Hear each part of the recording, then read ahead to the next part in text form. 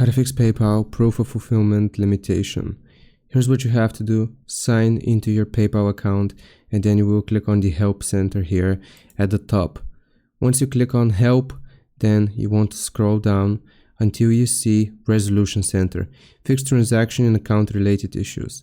Once you click on this option, it is going to tell you any steps you need to take in order to remove this proof of fulfillment limitation. So here, if you need to take any steps, like I said, it is going to be displayed and you just have to follow the prompts. If that doesn't work, then we can go back to the Help Center and scroll down until you see Message Center here. So you will click on Message Center. And once you click on Message Center, you want to contact customer support and explain the issue that you are getting. So first you can ask PayPal Assistant, the PayPal Assistant, and then you can contact them.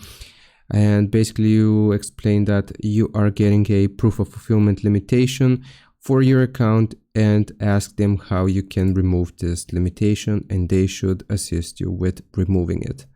I hope this answers your question. Leave a like and subscribe, and I'll see you next time.